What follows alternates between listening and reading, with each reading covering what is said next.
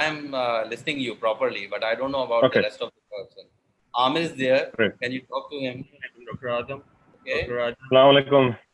Waalaikum Amir. Just I just finished one of patient. You can continue. Okay. Okay, no problem. How are you, Dr. Adam? All things are going well. Great.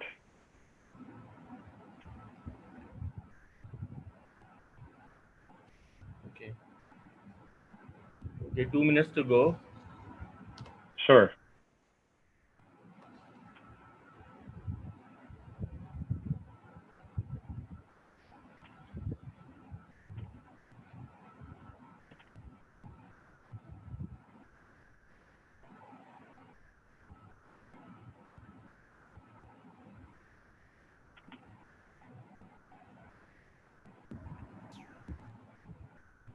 How are the things over there, Dr. Adam, regarding COVID?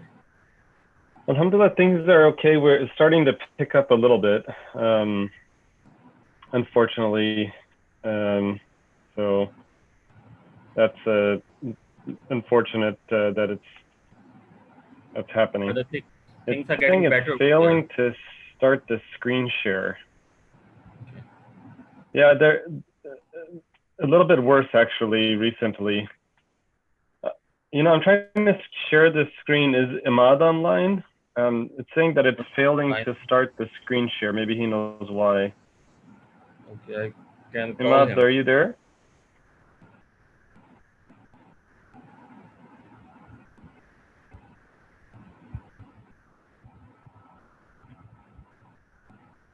Oh, can you see my slides now?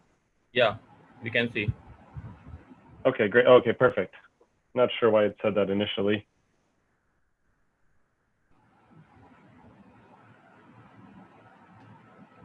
Well, you know, people aren't taking it seriously here because of the mixed messages from our government, unfortunately, and so the cases are starting to increase again. I think things are same over here. People are not getting it right somehow. Why? I don't know. Okay, we can start, Dr. Adam.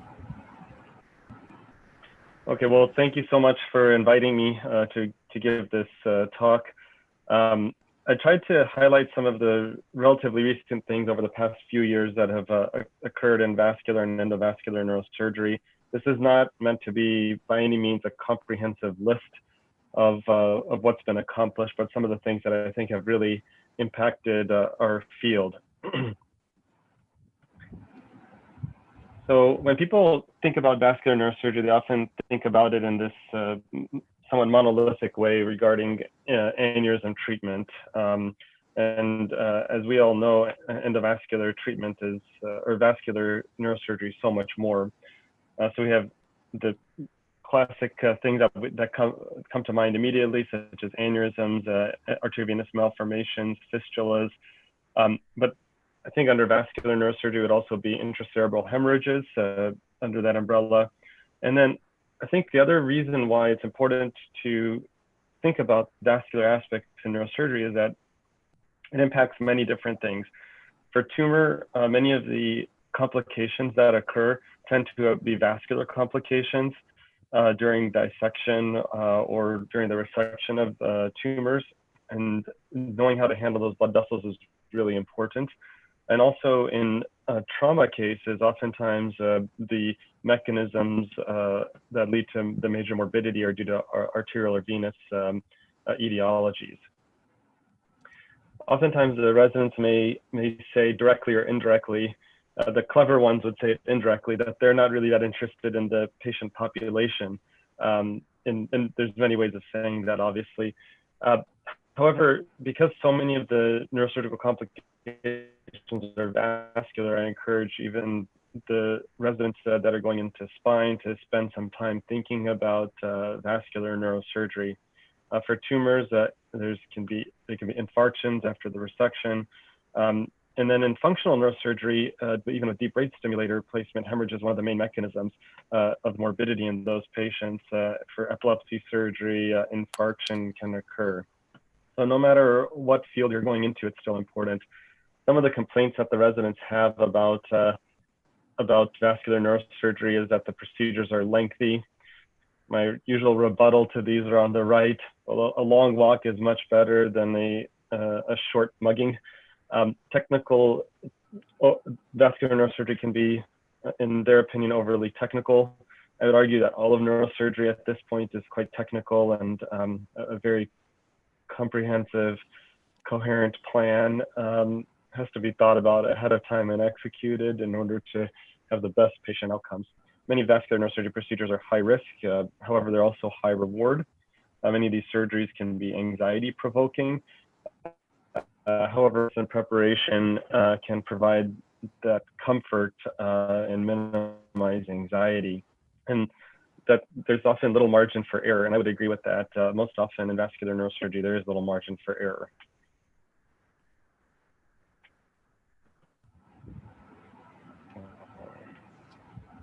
So there have been many recent advances in ischemic stroke treatment for acute treatment, thrombectomy procedures. One of the areas of controversy have been tandem occlusions or stenoses, where you have an extracranial stenosis as well as an intracranial occlusion, or an extracranial occlusion and intracranial occlusion, both that can complicate the thrombectomy procedure. Primary and secondary prevention, there's a new kid on the block in transcoded arterial revascularization, where a stent is placed through a small incision in the neck with direct carotid access. In hemorrhagic stroke side, the MISTI protocol has really, I think, revolutionized things despite a negative study, and we'll talk about that a little bit. And there's been a lot of technology in this space with BrainPath and Apollo, and some other methods beyond MISTI for tackling the evacuation of intracerebral hemorrhages. On the aneurysm side, we've got flow diverters, which everybody I'm sure is well acquainted with at this point, but there's newer intrasaccular occlusion devices such as the Web and many more to come, which will revolutionize what we do. So on the acute stroke side of things, there are many acute stroke trials that were negative. And then we had this cadre of stroke trials, Mr. Clean, Escape, Swift Prime, and Extend IA, which really changed what we do. And if we look at the stroke trials along the top here and the technology which was used in 2014, these stroke trials that came out were one of the main technological advances which resulted in all of these positive trials was the addition of stent retrievers. The stent retrievers, this is like a stent on a stick. This picture is fried tempura on a stick from the Wisconsin State Fair. If you guys come here, you'll get to eat this. These are little octopus bits and pieces here. And so thrombectomy devices went through multiple iterations. First, there was the Mercy Retriever in 2004. And this was the first real attempt at thrombectomy in earnest beyond just chemical thrombolysis. Then stent retrievers in early 2012, and then the addition of local aspiration or an aspiration only mechanism called abbreviated ADAPT. And many people will use a combination of local aspiration with stent retriever, or solitaire and penumbra or Solumbra. Now, this is a bit of an outdated term since there's many other catheters and stent retrievers on the market at this point. However, these concepts have really revolutionized what we do and resulted in much higher rates of success overall, but also first pass success, the likelihood of getting the clot out on the first go. So IMS3 was the last trial that we had, which was sort of unsuccessful. Otherwise, we had these cadre of successful trials. One of the main things was that imaging was used in order to enrich a cohort which would benefit from these procedures, selecting out large vessel occlusions. And you can see the number of patients which received stent retrievers in these more recent studies. Also, that went along with the likelihood of getting a TICI-2B or 3 revascularization, which is TICI-3 complete revascularization, TICI-2B near complete revascularization. And then the odds ratios for good outcomes, which you can see are around the 2 to 0.4 number, which is really, there's very few things in medicine that we do that have a odds ratio of 2 to convert a bad outcome to a good outcome. So these stent retrievers were safe, they were reliable, and they provided for good revascularization. The way that that was done was by traversing the clot with a microcatheter. After the clot was traversed, the stent retriever is deployed within the thrombus here, and you can see that that restores blood flow initially immediately. And then after that, the stent retriever is used to fish the thrombus out. The other thing that we worked on, that was developed, was also the time window for thrombectomy. This is a very interesting study by Jeff Saver and his group, in that the core volume here in red, it is variable with regards to the conversion of ischemic brain to infarcted brain, if we look at it based on time. So some patients, even at 2 hours, they have very little penumbra left. Other patients out to 16 hours may have penumbra left. And so there's a huge degree of individual variability with regards to patients' ability to tolerate ischemia. Diffuse 3 was a trial that evaluated this and used rapid as a technology to better understand which patients had irreversibly infarcted brain, defined as cerebral blood flow less than 30%, and it was able to, this technology is able to quantify that relatively reliably. There are still some cases where it doesn't do such a good job with it, but in general, it's okay.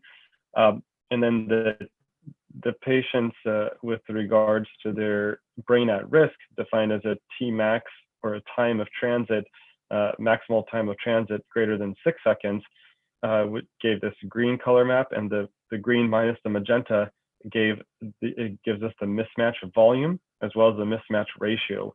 And we can use these volumes, these ratios, as well as the area of irreversible injury to better understand the cohort which may benefit from treatment. And if we look at the Rankin shift analysis, you can see endovascular treatment on top, medical treatment on the bottom, and a significant shift in this Rankin shift analysis towards good outcomes, with conversion of bad outcomes here to good outcomes if this perfusion imaging is taken into account. The odds ratio of a good outcome was 2.8 in diffuse. And if you use the adjusted odds ratio, it's still 3. So that takes 3 patients. You have to treat 3 patients in order to convert one bad outcome to a good outcome. So that's a very dramatic improvement. Another interesting thing was, if you look at late window patients, so those presenting beyond 6 hours, so the 6 to 24 hour window, there were some studies which evaluated this. In white, we have the control. In red, we have the endovascular treatment, and then the likelihood of a favorable outcome at 90 days, defined as a Rankin of 0 to 2. You can see that in the Hermes trial, that the likelihood of a good outcome, even at 90 days with endovascular treatment, was 46% compared to 27%.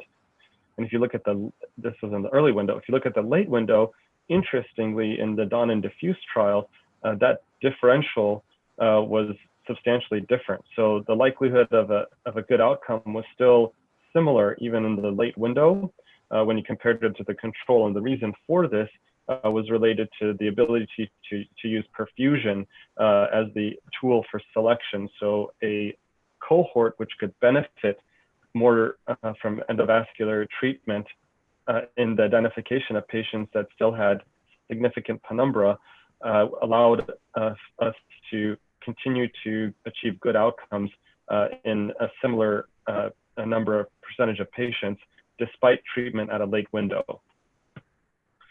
The Dawn trial looked at patients who woke up with strokes and how best to treat those when their last known well wasn't well established. And this was within 6 to 24 hours, and still that favorable Rankin shift towards favorable outcomes in the thrombectomy group persisted. So these are patients with a last known well between 6 and 12 hours, and a last known well greater than 12 hours to 24 hours before randomization. So even if it's 6 to 12 or 12 to 24, there was still significant benefit and potentially even more possibility of benefit. The robustness of this data is presented here. I think the specific subgroups aren't so important, but you can see that the adjusted difference between thrombectomy and control is in favor of thrombectomy in all patient subgroups and categories, with the error bar very rarely traversing the 0 line here.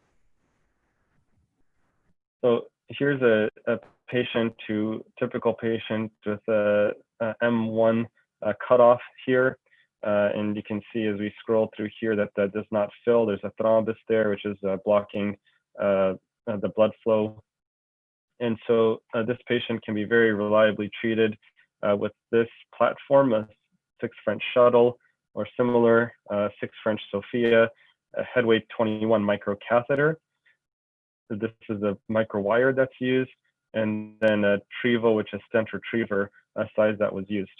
So after, you can see the placement of the Trevo stent retriever here and the local aspiration Sophia catheter.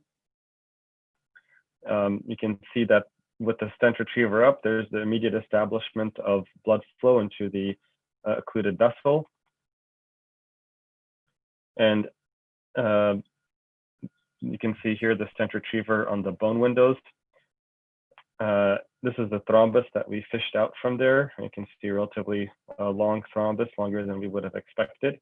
And then the immediate post thrombectomy angiography demonstrating a TICI3 flow into this blood vessel. And the before and after here, just as one example. I did 5 of these on Saturday, just as an example of how dramatically the technology has ramped up.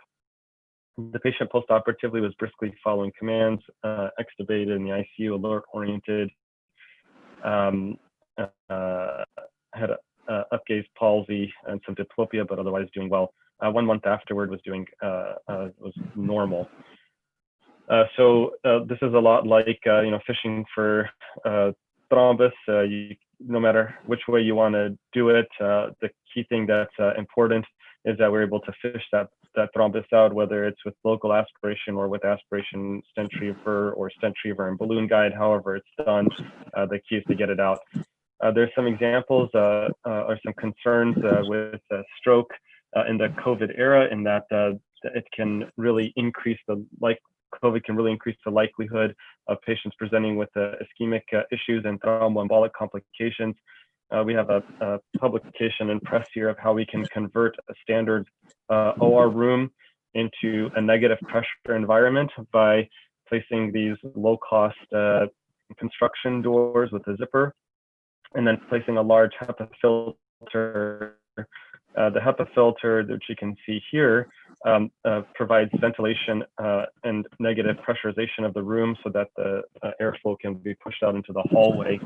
The orange here signifies those construction doors to seal off the room.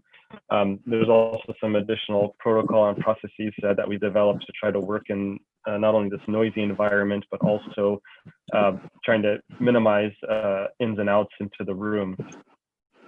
Tandem occlusion is something that I've become particularly interested in, and this happens quite commonly where you have an extracranial occlusion or significant severe stenosis in the cervical region, and then either that extends all the way intracranially, or there's a tandem occlusion with a second site of occlusion intracranially. And here's a case where we're able to slowly pick our way through this occlusion.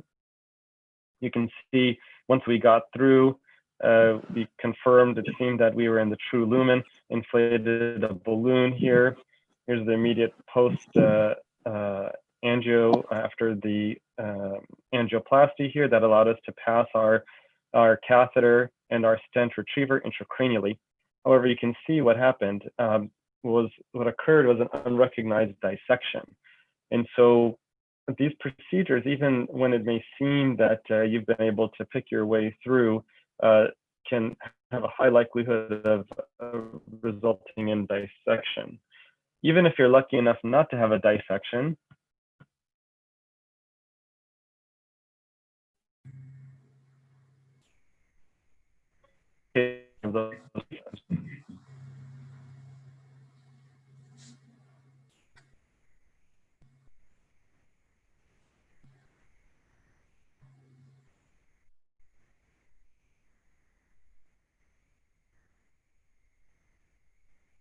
amount of infarct. Certainly the amount of core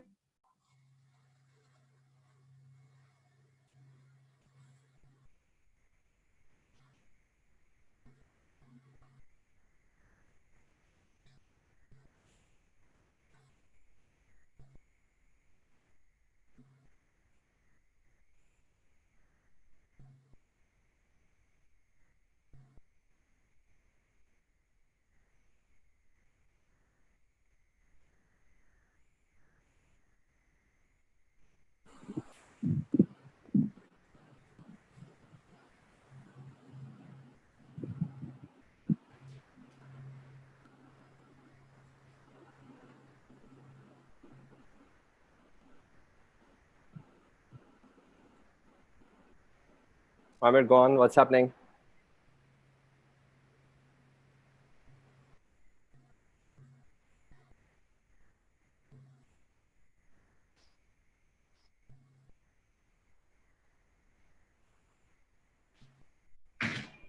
Suddenly, Hello? voice disappeared.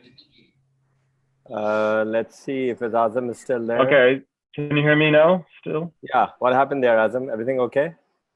I'm not sure. All of a sudden it told me that I was no longer sharing my screen. So let me see So if I maybe can yes, share please. again. Did you guys catch this bit here where I was talking about the Yes. hemorrhagic conversion? Yes. Yes? This was the last Okay, slide we were good. watching. Yeah. Okay, perfect.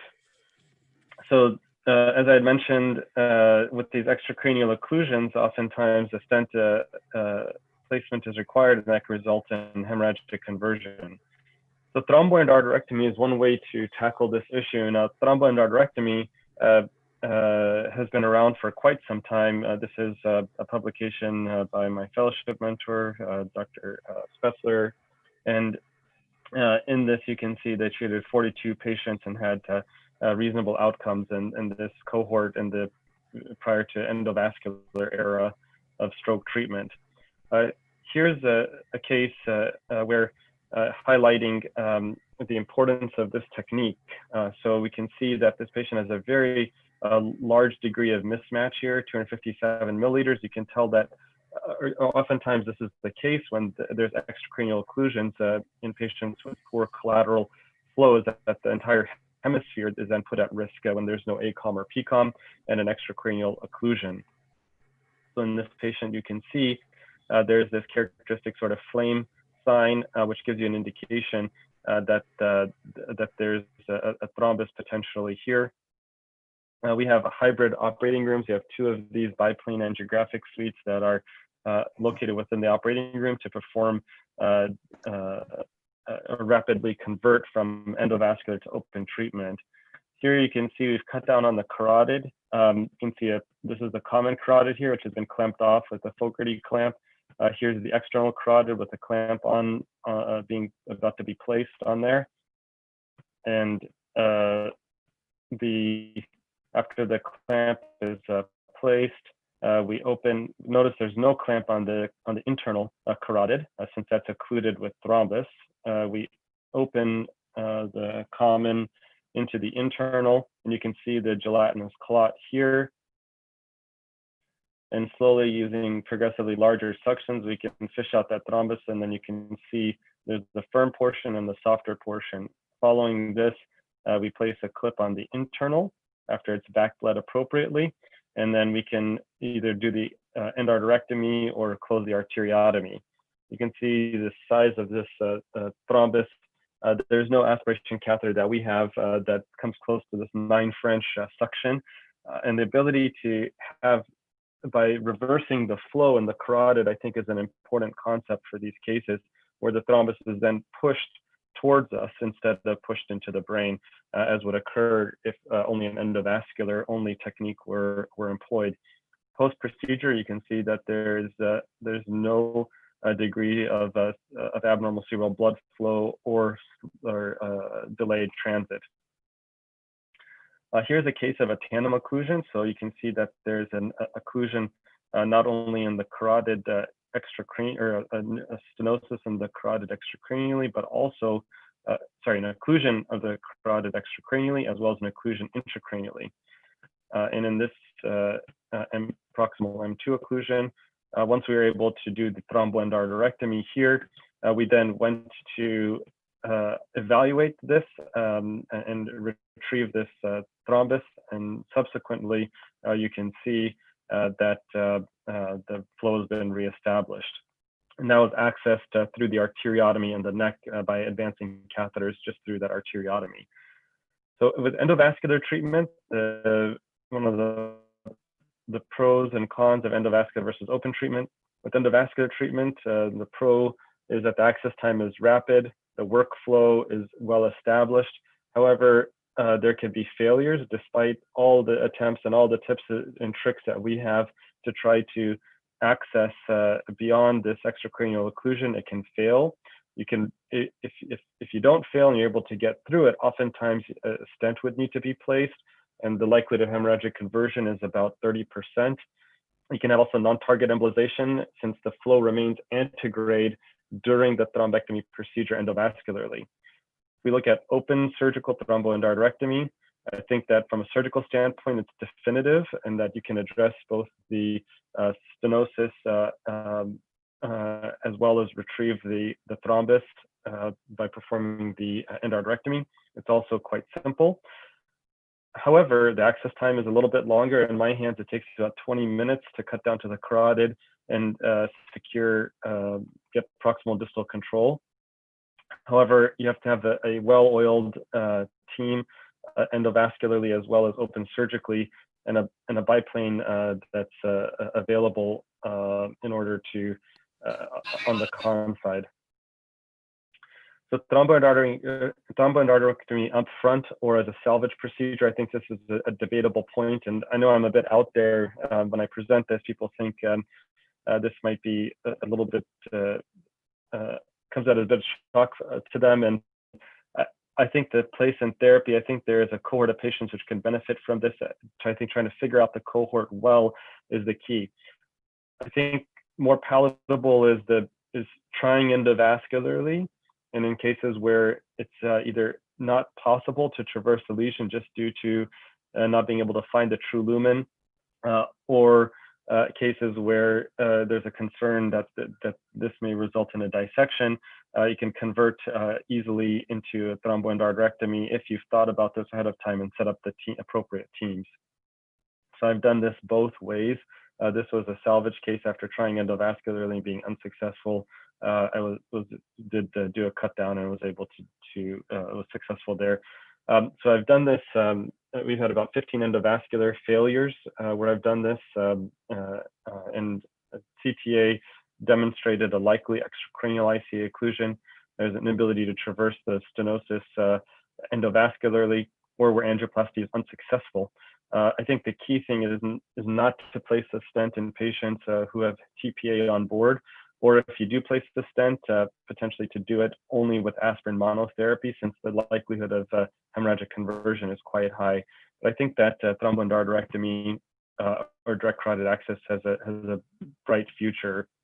We're looking at various ultrasonographic methods for being able to better predict the site of occlusion, whether it's truly extracranial or if it's at the level of the cavernous carotid. Since there's no branches coming off of the internal carotid from the cervical segment intracranially, there's just a stagnant column of blood there, so it's often indistinguishable where the site of occlusion actually lies, whether it's truly extracranial or at the site of the carotid siphon. So transcarotid arterial revascularization, switching gears, is a method for treating symptomatic or asymptomatic carotid stenoses. In this procedure, the carotid is accessed cervically and a stent is placed. So it's a bit of a hybrid procedure. So carotid stenosis treatment, as you all know, carotid endarterectomy accounts for 90% of the ways that carotid stenosis is treated, at least in the US. Only 10% are treated endovascularly, and most of those are via transfemoral approach. A periprocedural risk of stroke in an endarterectomy group is much lower than that in the transfemoral group, and this is based on the CREST study. However, with the transcarotid arterial revascularization, now given this is based on registry data and not trial data, this Roadster registry, there was a 1.4% risk of periprocedural stroke. These are distal embolic protection devices that we use in transfemoral stenting. So this filter is placed beyond the site of stenosis in order to catch debris during the angioplasty as well as the stent placement. And that's the method of embolic protection that's used in the transfemoral approach. With the TCAR procedure, sorry for using these stock slides, but I think they demonstrate the points very well. In these procedures, what's actually done is that you can see there's a proximal vessel loop placed on the common carotid, and this large 8 French sheath, which is placed into the common carotid. And everything is done under flow reversal. So the lesion is not traversed until the flow has been reversed. And the way that that's done is by connecting this sheath to a filter device, and that filter is then connected to the femoral vein. So what this does is effectively it reverses the blood flow, and so distal emboli cannot go downstream to the brain, but instead are passed into the venous side, into the leg. And this prevents any thromboemboli from going to the brain. I wasn't sold on this procedure. I thought that this was something interesting to learn. I became sold on this procedure once I started seeing opening the filter. So within this device is a small filter, and it's very common for me to see debris within the filter.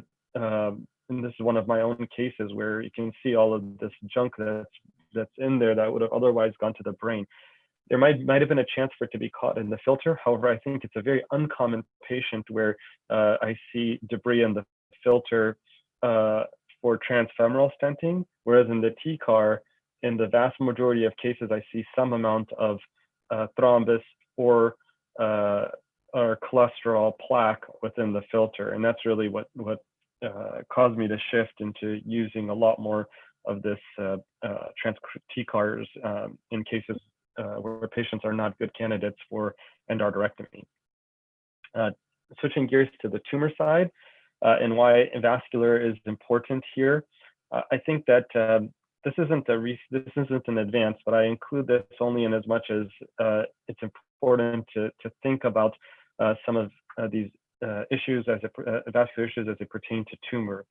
So here's a big bad insular glioma, high grade. You can see that if we look at this glioma, whether an axial or coronal section, you can see the medial extent of this glioma is what really establishes its morbidity and its risk to the patient, particularly this lobule here. And the rest of this is likely resectable, but this medial component is where the crux of the matter.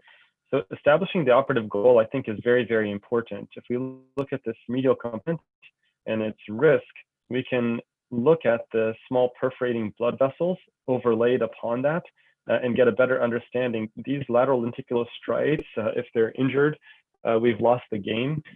These perforate and provide blood supply to the deep nuclei as well as the internal capsule. And this is a very nice study which demonstrated these imaging for these small vessels. They looked at this primarily as it related to DBS, but you can see in our case, this medial aspect of the tumor is within these region of these perforators. So in my hands, my operative goal here was a subtotal resection for this reason. There's many studies that show that If a patient is functionally disabled, this delays their radiation, chemotherapy, and overall survival is much worse. And so using SSEPs and motor evoked potentials, as well as subcortical stimulation, we can achieve a better outcome for these patients. We did a arterial craniotomy, first started with temporal lobectomy, then a transylvian dissection, and then for insular gliomas, we prune those perforating vessels that are going to the insula. We follow those perforating vessels until we get to the first perforating branch off of the MCA, the lateral stride, and I follow this and use this to guide the depth of my resection. You can see that there's long and short insular perforators. And what I'm talking about is on these gyri, these vessels, which you can see going into the insula, they're coagulated and cut. And this process is somewhat painstaking in order to cauterize and cut these, but this is the only way that it has to be done this way in order to achieve the best patient outcomes. So I liken this to flying as close as possible to the sun. So as you get higher and higher, the view gets better and better. However, the risk goes up as we proceed with the resection.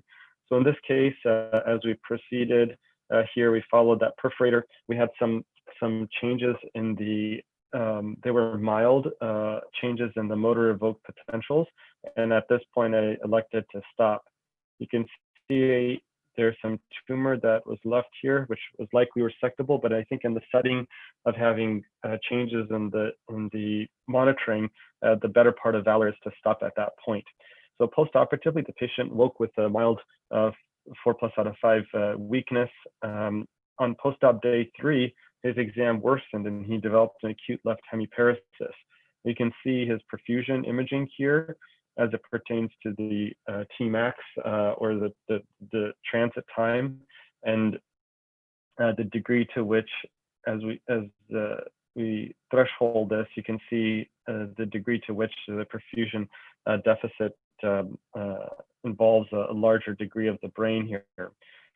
We did the CTA and angio. We could see that there was significant vasospasm involving the M1 segment of the middle cerebral artery, as well as out to the even M2s and M3s here, this frontal M3. And this was related to the dissection that was performed of these vessels. I use intraoperative nipride in order to try to decrease the amount of vasospasm that we get. However, in this patient, you can see all the vasospasm here, even involving the internal carotid artery for whatever reason. This was treated with some verapamil endovascularly, and the patient improved. One of the newer things also that has come out is intrasaccular aneurysm occlusion. We're all very well acquainted with flow diverters, where a stent with much more coverage than a conventional stent is placed within the parent vessel. This diverts the blood flow away from the aneurysm and results in progressive thrombosis of the aneurysm. However, this does require dual antiplatelet treatment and therefore is not something that can be performed acutely in a ruptured patient because of the need potentially for a ventriculostomy catheter or other open surgical interventions. With these flow diverters, what can be done is the porosity can be varied by loading the device. By loading it, we can decrease the porosity over the aneurysmal neck, and that can divert flow away. So there's some degree of customization that can occur. There's a number of these devices on the market now, Pipeline, Silk, and others, which allow for treatment of these aneurysms. What flow diverters are not used for is what they were initially designed for, which were basilar fusiform aneurysms. However, it has not panned out for these patients and should not be used for this indication because of small perforating vessels, which we know go to the brainstem. Those will thrombose progressively and result in significant morbidity. And so we don't use it for that. However, we can't use flow diverters in patients who present with ruptured aneurysms, such as this 50-year-old woman who presented with a sudden severe headache, and you can see the extent of her diffuse intraventricular hemorrhage from this ugly wide-necked basilar aneurysm with a bunch of secondary blebs sticking off of it. So this was treated endovascularly with conventional coiling only. I knew that we were not going to be able to treat the neck very well. This is, I think, a respectable result in this circumstance with how wide neck this aneurysm is. We also went in just through a small mini craniotomy and evacuated a good deal of the clot as well, since it demonstrated early localization or loculation within the ventricular system. So this patient could have been treated, was treated prior to Webb's availability, but intrasaccular occlusion devices such as this one, the Webb or woven endobridge, where the aneurysm itself is treated with this device. You can see it's designed particularly for these wide-necked aneurysms. Comes in a couple of different configurations, and there'll be many, many more to come.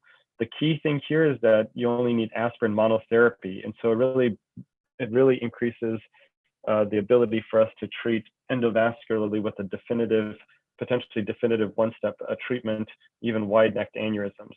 That last patient required a retreatment with stents being placed out both P1s at 6 months. So here's a recent case of a patient with the basilar apex aneurysm. This aneurysm had a significant retrograde projection where this was pushing into the brain itself due to the tortuosity of this aneurysm.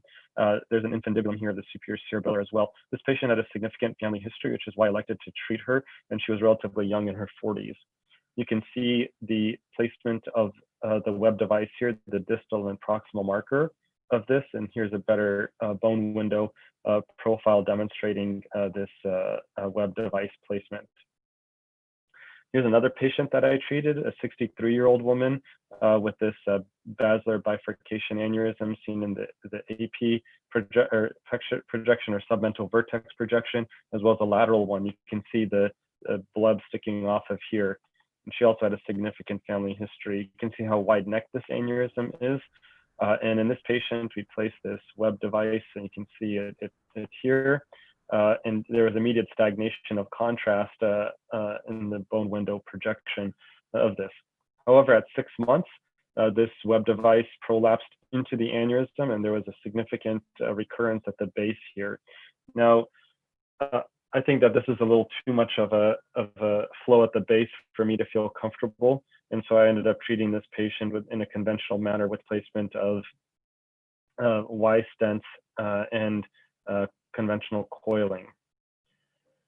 Switching gears to intracerebral hemorrhage, I think this is potentially the most controversial area since we've had a recent negative trial, but intracerebral hemorrhages are important. I can speak to the US experience that prior to the MISTI trial, there was not a lot of interest in treatment of these patients beyond ICP management. So these patients were in the external ventricular drain or ventriculostomy catheter was placed. And then they were just monitored in an intensive care unit. Occasionally a decompressive craniotomy was done, but we realized that the morbidity of these patients is much more than that of ischemic stroke. It accounts for 10 to 15% of all strokes. It's increasing in frequency due to the use of anticoagulation, antiplatelets, as well as an aging population. The mortality is quite high, with 50% succumbing within the first 30 days.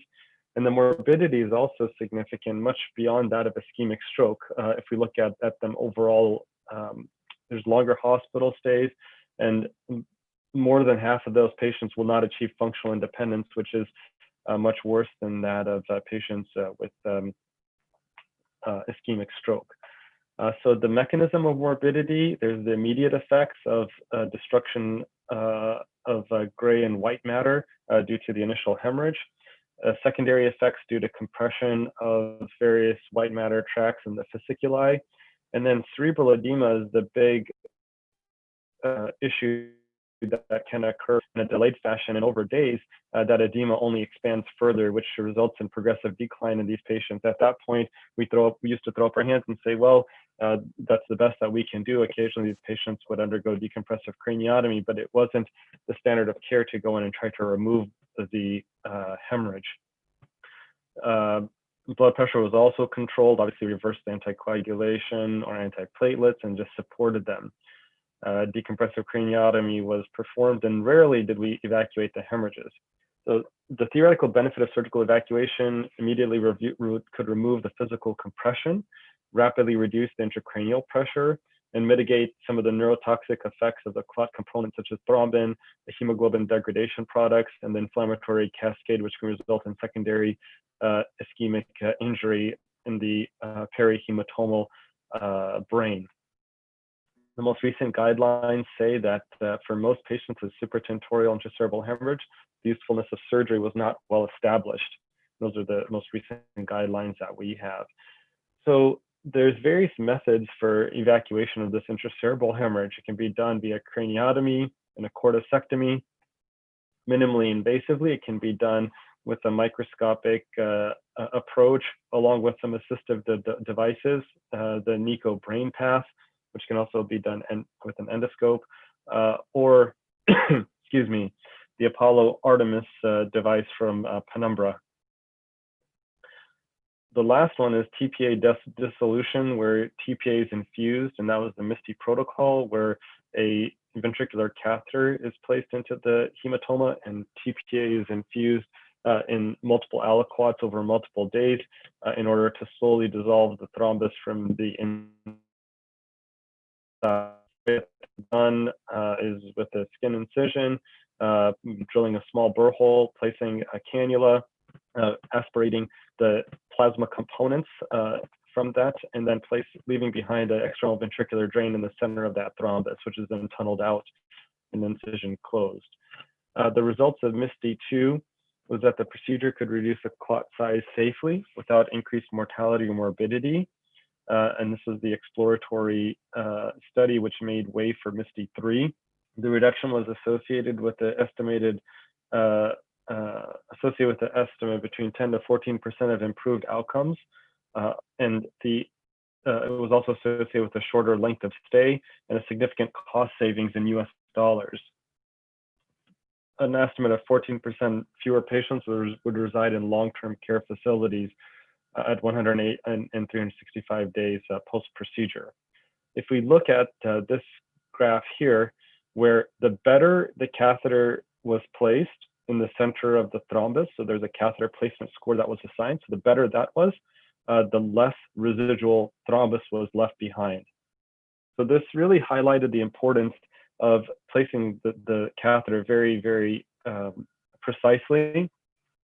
And so the MISTY investigators did a lot to their credit to try to standardize this process as much as possible. Oftentimes, or in every single case, this surgical plan was discussed with the main trial investigators in order to ensure that the catheter trajectory was optimal. And they provided a lot of organization to how best to approach these patients. And that led to a phase 3 study. Importantly, in the phase 2 study, it was identified that the best outcomes were when the residual volume of hemorrhage was less than 15 milliliters. So this MISTY-3 trial involved 500 patients, a 1-to-1 adaptive randomization. Excuse me. The outcomes were assessed primarily via this rank and shift analysis. The goal was a clot reduction to less than 15 milliliters or a 70% reduction in the volume. Here are the inclusion criteria. So patients less than 80 years of age, spontaneous supratentorial hemorrhages, and intention to initiate surgery within 72 hours. Excuse me. I think you need a break there. You're going on for a long time, Azam. No, that's okay. Can I ask a question? Just got a That bit of a might give dry you throat. some time. Can I just ask a question? Yeah. Sure. With these, what about the endoscopic clot evacuation using something like NICO? We use a syringe port, an ordinary syringe. We use a 3 cc and a 5 cc with the endoscope, and we remove these. And we have shown, we have shown a difference in outcome as well. And it's very cheap. It's like 20 rupees, which is like, 2 cents, whatever. Yeah, I think that endoscopic evacuation, I think, is a really great way of doing it. And I saw your publication on that. I think it's brilliant, just a glove and a syringe. And I think it expands the ability to provide this procedure to the low and middle income countries as well. Okay, all right, thanks. You need coffee as well. I can't get you coffee there, but I suppose you'll manage. No, I'm okay, thank you. Good. So in this study, the clot stability was assessed 6 hours afterward, after the initial hemorrhage. Once it was stable, we could assess the volume using ABC divided by 2, or the 3 dimensions. The blood pressure was maintained less than 180. And this was a requirement prior to randomization. They had to have a good functional status before their hemorrhage as well. Here are the pragmatic exclusion criteria.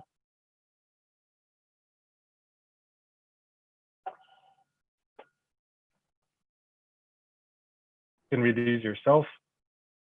And then the protocol overview, where CT scans are done at regular intervals.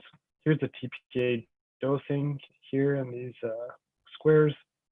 And then CT scans are performed at regular intervals to assess not only the progress as well as the overall outcome radiographically. There was some training and some coaching, and they were able to segregate these into different cohorts. Type A clots, which were deep basal nuclear. Type B clots, which were deep but not involving the basal nuclei. And type C, which were more cortically placed, superficial lobar. You can see the various entry points as well as the trajectories of these when they were standardized. Some form of image guidance was mandatory for this, either most commonly done with some sort of neuronavigation or real-time imaging with CT or MRI.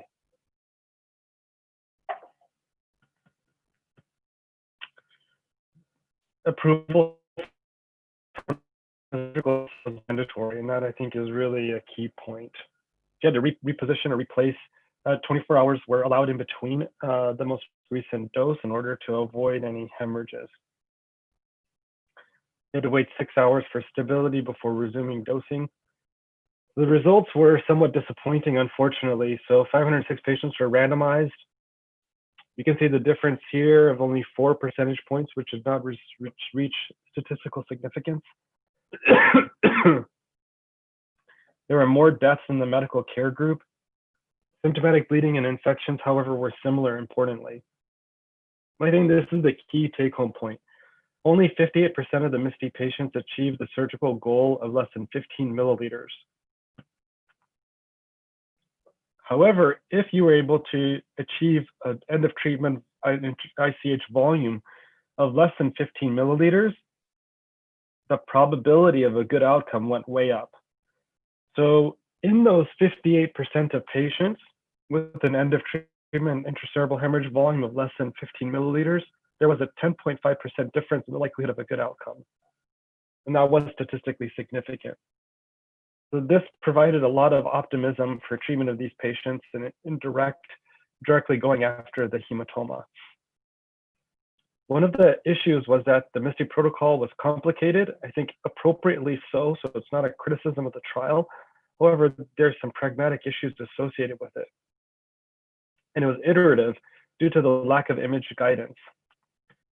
So some of the ways that we are altering this protocol here, and many others are providing a lot of good research on this and trying to improve this, build upon the MISTI-3 study is that we do a scan ahead of time. We have some methods that we can use to assess the clot stiffness and match patients with appropriate treatment. So one of the ways that this can be done is that if a clot is very firm, potentially an endoscopic technique may not work.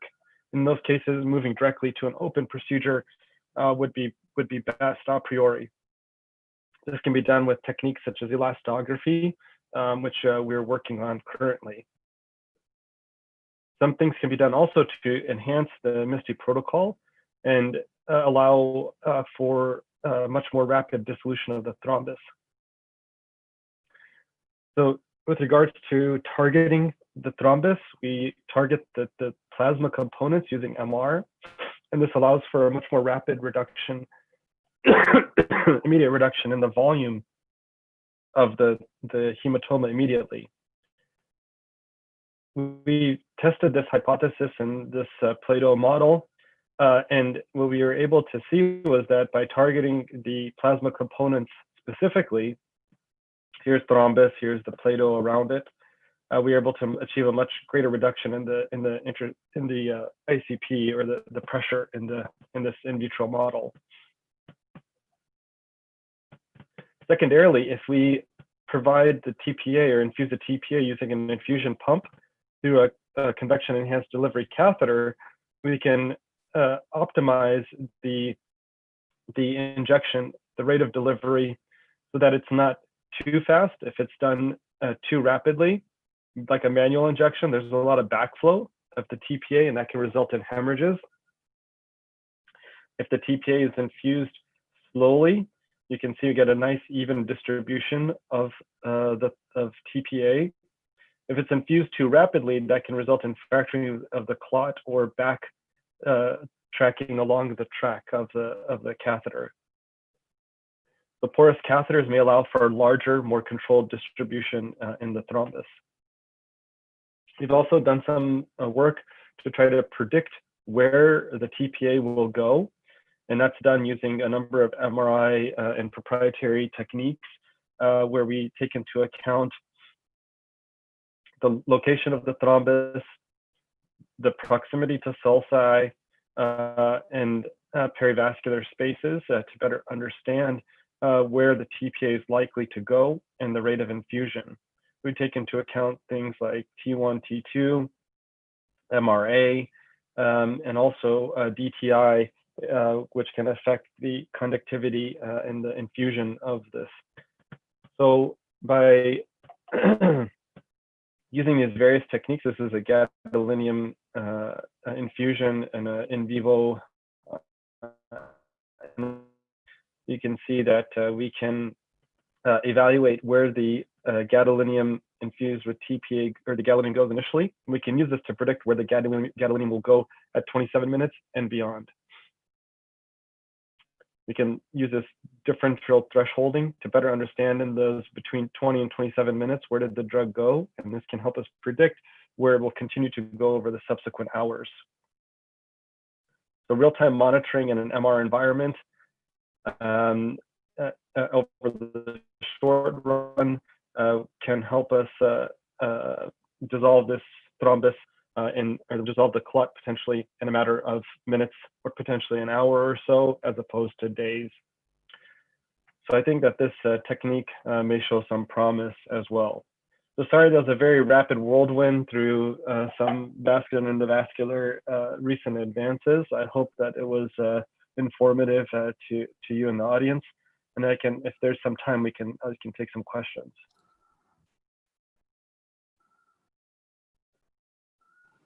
Amir and Riaz, you're the moderators, guys. So much, Azam. That was a very good lecture. And particularly Pakistan, I don't think so. Okay, we are very good. The practice of endovascular in ischemic endovascular problem. And there are a lot of the questions regarding, and one of the questions which I wanted to ask you. Number first, in cases of the malignant hypertension, and particularly the cerebral infarct, what is the practice in US? So you're talking about intracranial pressure, right? Malignant edema and elevated ICP related to that. Compared to in the supratentorial, the infratentorial and cerebral infarct is little bit having the a different scenario because there is a direct compression to the brainstem.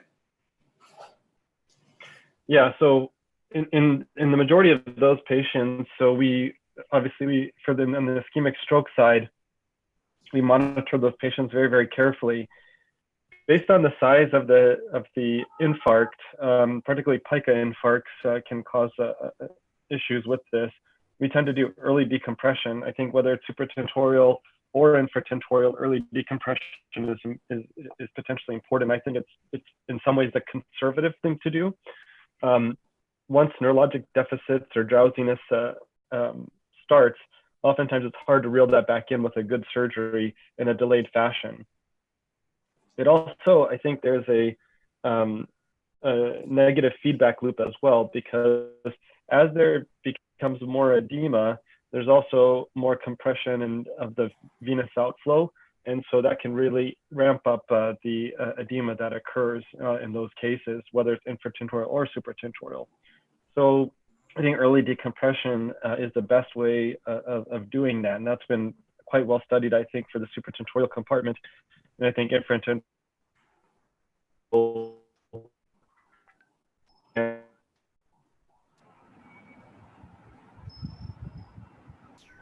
There's a problem in voice, though. Yeah. And that we have all these.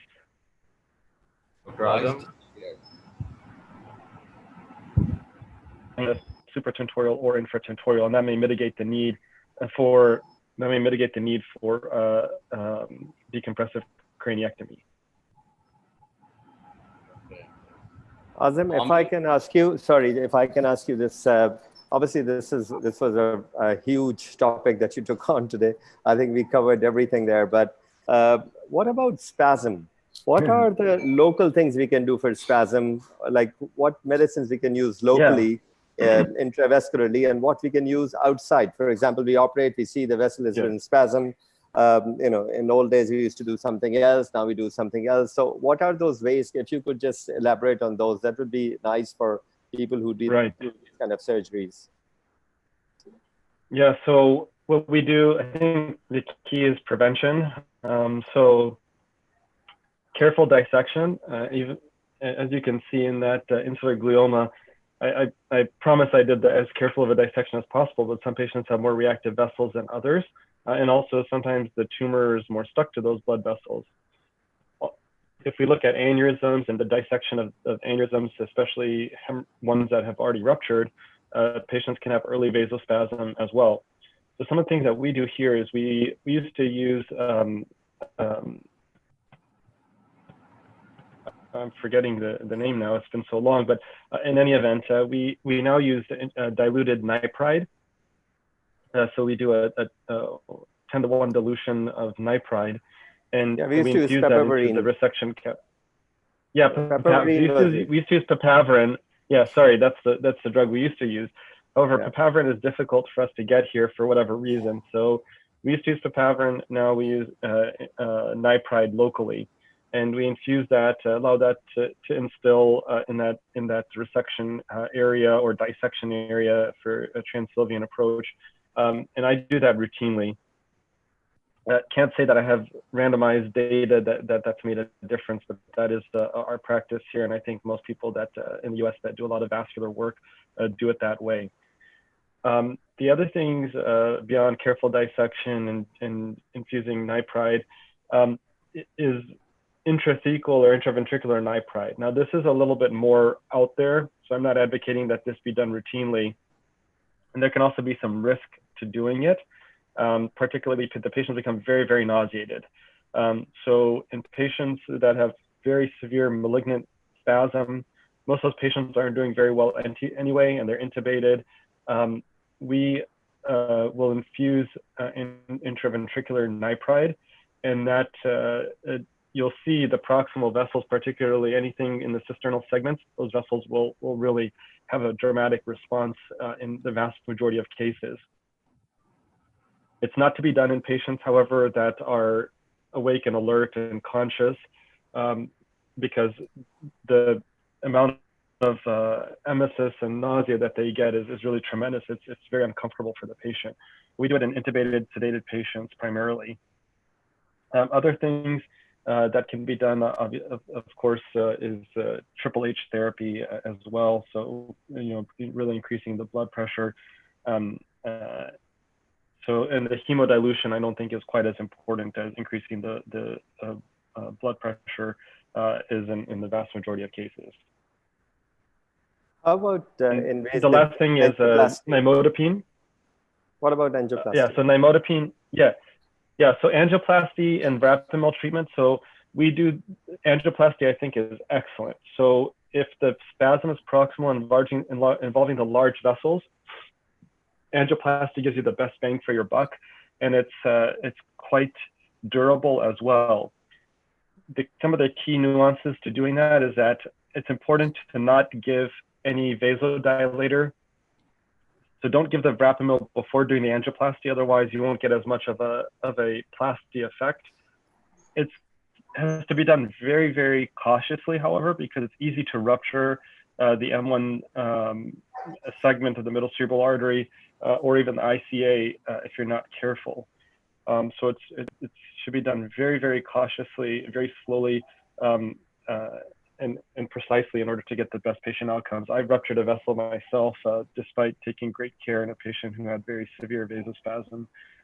So unfortunately, I've had that complication as well, and that's a fatal complication. There's no coming back from that. So angioplasty is definitely a good way of treating it endovascularly, as well as Verapamil infusion. So we use Verapamil a lot, much more than using nipride, and that results in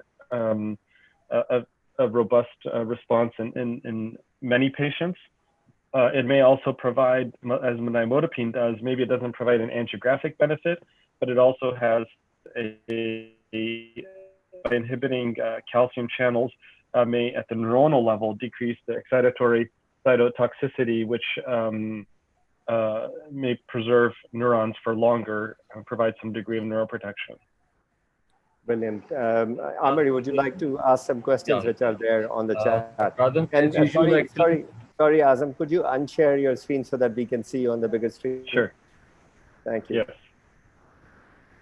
Yes. Dr. Azam, another excellent presentation as usual, as in past. Okay, I want to ask a question regarding intracerebral hemorrhage. It is still a controversial topic as far as surgery is concerned. Let's see if we have a case of 70-year-old with left-sided deep intracerebral hemorrhage of about 40 ml. Of patient has a GCS of 7. Okay, what will be our procedure of choice? Sorry, you said the GCS was what again? Sorry, I've just taken a scenario of a 70. I heard your scenario. I just didn't hear the GCS. What did you say the GCS? I want the options. What options we have? GCS is what he's asking. Left-sided intracerebral hemorrhage of 40 ml. Okay, causing some midline shift at a GCS of 7. Okay, landing in ER with hypertensive history. What options do we have? Yeah, so I think it's an individualized discussion, obviously, for that patient. The scenario that you provide is quite ominous, I would say. The older the patient, the less likelihood there is for recovery. And so depending on the patient's resources and what the patient's premorbid wishes were, what they deemed an acceptable quality of life, and the exact configuration of the hemorrhage, I think you could potentially offer a treatment. I think it has to be done a little bit cautiously in the sense that, there's two diametrically opposing things here. One is mercy and allowing nature to take its course, and allowing the patient to succumb to this, and that's an important thing as well. So it's not. I don't think you can live in this limbo of like, well, let's see what happens if we take this clot out.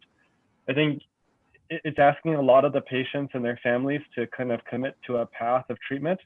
But in cases where we're wrong, where we say, okay, we think that by doing this procedure, we're going to provide a lot of benefit to this patient and they're going to have a reasonable outcome.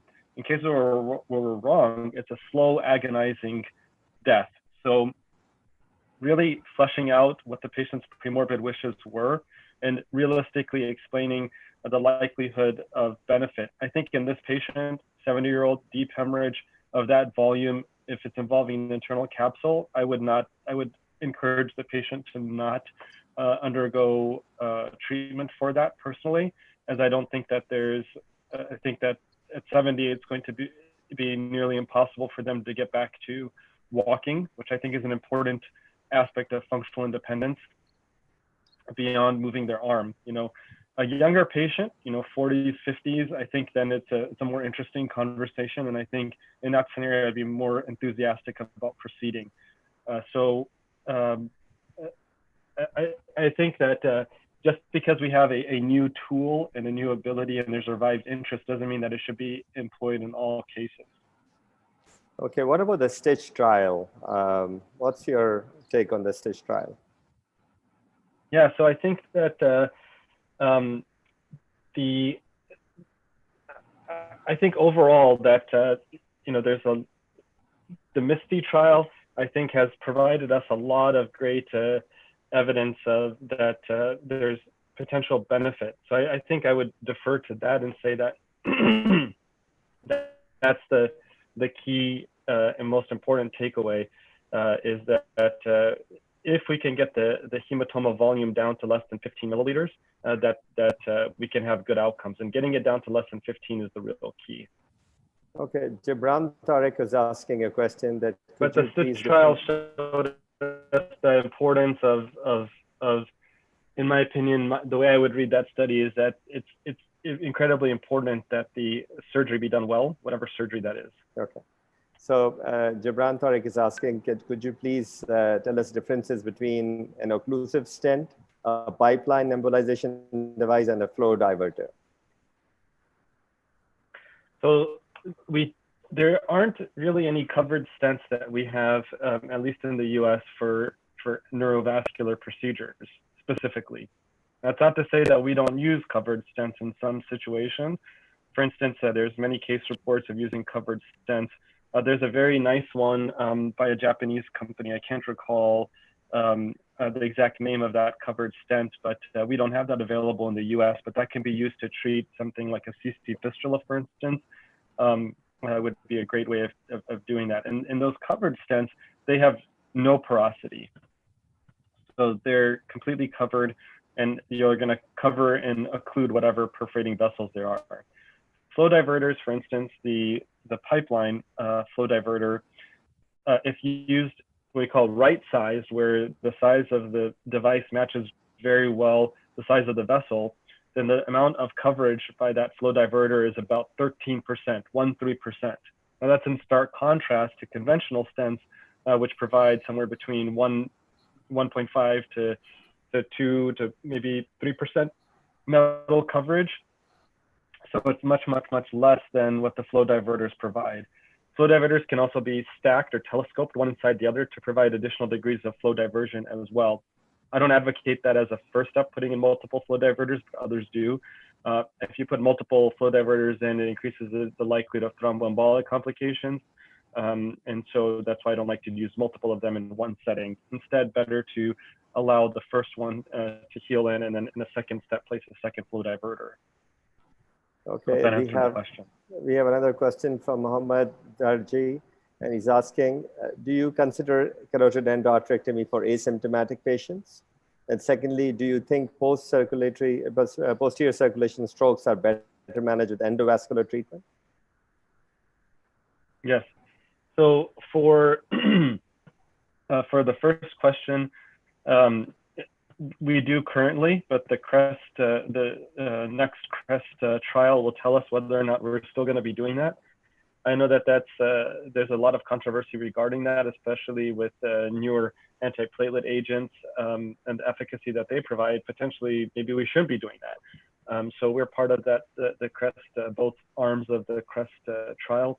And so hopefully we'll have an answer regarding whether or not we should continue doing that. Currently we do in patients that have over 70% stenosis. We do that after counseling the patients with regards to risk and benefit. But to the whoever's asking the question's point, it is an area of controversy currently. I think endarterectomy is really the main thing that we should be doing in these asymptomatic patients. I think stenting asymptomatic patients, I think is the therapeutic window is much narrower because the complications are higher and the benefit is less. The second question was regarding posterior circulation strokes. And I would say absolutely, these are some of the most dramatic operations that we do beyond removal of intraventricular hemorrhage from the fourth ventricle. I mean, patients come in with exams consistent with brain death, not close to brain death. And I'm talking about consistent with brain death itself, no pupils, no breathing over the ventilator, no movement, and no brainstem responses. You remove the thrombus, and we've had many cases where patients walk out of the hospital. So absolutely, and I think that I have no equipoise for a trial for that, and I think that most endovascular specialists would not be willing to randomize their patients to study that question specifically, because I don't think it's the right thing to do. So absolutely, posterior circulation strokes should be treated. Now, I'm not including in that PCA strokes, distal PCA strokes that have a homonymous hemianopsia. Have I treated those patients? Yes, and there's variable distribution with the MCA and PCA. So sometimes there's a dominant PCA contribution and the deficits are quite profound. And homonymous hemianopsia is not a simple deficit. If you're a neurosurgeon, would you like a homonymous hemianopsia? It's a career-ending, likely a career-ending deficit to have. Being able to go in and retrieve that thrombus is quite straightforward. And so for the appropriately selected patients, even distal PCAs could be treated, feasible, but I think it has to be individualized. Somebody who's already, doesn't do much more than spend most of their time in their house, an elderly patient, I don't think it makes much sense to chase distal PCA strokes. But for basilar occlusions, absolutely, it's the right thing to do. Okay, we have Parvat Kumar. What he's saying is that we still use pipervarine injection, and he's saying, do you know of any advantage of nipride over pipervarine? No, I don't have any evidence that one is better than the other. We use nipride because pipervarine is more difficult for whatever reason for us to get here, but we used to use pipervarine and it used to work quite well. Okay, brilliant. Amar, do you have any more questions? No, thank you. Okay, so the other thing I also wanted to ask is, could you guide the young trainees and people who have just passed the exam and have come out? What is the best way of becoming a vascular/endovascular neurosurgeon? And why do you think neurosurgeons are better off doing this than a radiologist? Yeah, so I've seen the entire transition, through my residency. This was primarily a specialty that was performed by radiologists, and now we're in an era, at least in the US, where a lot of neurosurgeons are doing this. There's also neurologists that do these procedures or do endovascular surgery. And I don't think that this is really a turf war per se. I don't like to think of it in those terms. I know people that do a very good job that are neurologists, as well as my pedigree on the endovascular side is primarily from radiologists who taught me. So I have and my goal is not to take over endovascular and keep it for neurosurgeons, but I think that anytime, much as the surgical oncologist that also does radiosurgery, when you take your own specific biases out of the picture, you're able to better counsel a patient and think about their best interests. When you don't have skin in the game with regards to whether this patient should be clipped or coiled, you'll do a better job at picking the right thing for the patient in general. Now, it's not to say take anything away from those that only clip or only coil, but I think it's much easier for me to do what I think is right for the patient, because I don't have to worry about competition, which is, let's be honest, we're all human. we're competitive people, and we're all egotistical to some degree as well, and it hurts our ego to send a patient to a different person. So when you're able to provide soup to nuts care for the patient from beginning to end, or whatever comes, you're better able to take good care of that patient, in my opinion, and provide the right treatment at the right time. I think for the trainees to get exposure to endovascular, I think we have to, there has to be more people that are doing it. There have to be more pioneers in low and middle income countries. And I'm not saying that as in a finger pointing way, but more as a collaborative way.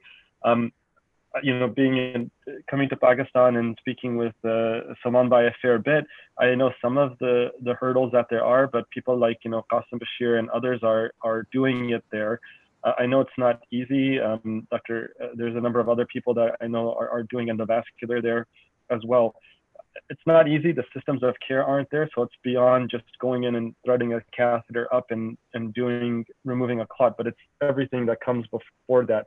The pre-hospital assessment, getting the patients to the right place at the right time, to a center that can perform these procedures, the technology that's involved, catheters and stents. And I think that's potentially one of the biggest hurdles, is the cost associated. But there's many things that can be done in low and middle income countries. Develop your own. I mean, there's just like the syringe that Salman Bhai just talked about, the low cost ways which are equally effective. I don't think that there's any real great benefit. We have an issue doing that here because of FDA approved, labeled and non-labeled cases and things like that. But those issues are less at the fore in low and middle income countries. There's also room for the development of these own homegrown technologies as well. There's nothing to say that these can't be done in Pakistan or anywhere else. So I think that the younger trainees shouldn't see this as something that's out of their reach. I think they should see it as an opportunity to be a pioneer and really bring these life-saving procedures to their countries and benefit their countrymen. To an amazing treat here. There's certainly no shortage of strokes in Pakistan and Karachi, unfortunately, due to our vascular and genetic predisposition. And so there's a lot of good that someone could do if they were to continue working and collaboratively with others. I think that's the other key thing, is that, you know, being in a silo and thinking about this competitively in a country with such a huge population is ridiculous. You know, I hope that this isn't viewed negatively since I'm an outsider looking in, but I know that competition is a motivating factor. There's no paucity of cases. You know, there's, I think, hundreds of people, you know, potentially many more than that, could be doing these procedures day in and day out. And so the pie is so huge that everybody should be working collaboratively to try to figure out how to do this. Sorry, carry on. Yeah. Any other questions? So that was brilliant. I think really enjoyed that. And we are grateful. Amir, do you have something to say before we close? It's an excellent presentation as usual. As I already mentioned, you are a regular teacher. Keep on coming us, keep on teaching us. Okay, thank you so much, Dr. Adil. Great. Well, yeah, it was my pleasure to participate yet again, and inshallah, hopefully someday I'll be able to come back to Karachi and Lahore and everywhere else once the restrictions are lifted. So look forward to seeing you all in person someday soon. Brilliant. Mehak, can you just show us what we have got for tomorrow or day after?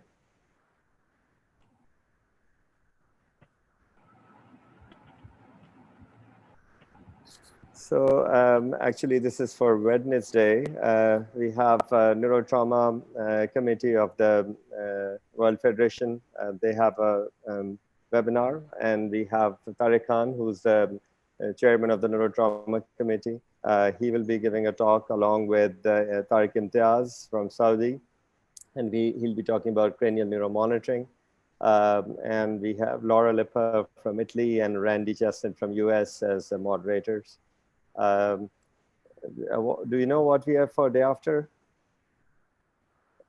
You don't have, okay. So basically, Wednesday we have this. On Thursday, we have Hassan Sayed, who's actually in audience today. So he's going to be talking about spinal dystrophism, and David Adelson, who's going to be talking about pediatric epilepsy. And then on Saturday, we have WFNS spine committee, and we have endoscopic clival lesion surgery, and along with arthroplasty, which Oscar Elvis from Portugal is going to be talking about. On Sunday, we have the module 3 on the cranial nerves 9 to 12. And again, we have a chief resident presenting from our hospital, and Pablo Gonzalez and Miguel Arez, along with Azam and Hassan will be there with us. And the following Monday, we have Salim Abdurrauf. He's coming back to talk about awake brain surgery, tips and tricks. So this is for the next week. So thank you, everybody. Thank you, Azam. It was brilliant. Thank you, Riaz and Amir. We're grateful to all of you and all the participants, and we'll keep in touch, and hopefully we'll be able to bring more to you. Thank you, guys. Bye-bye. Thank you so much, Dr. Azam, and thank you so much, Dr. Salman. Thank you. Thank you.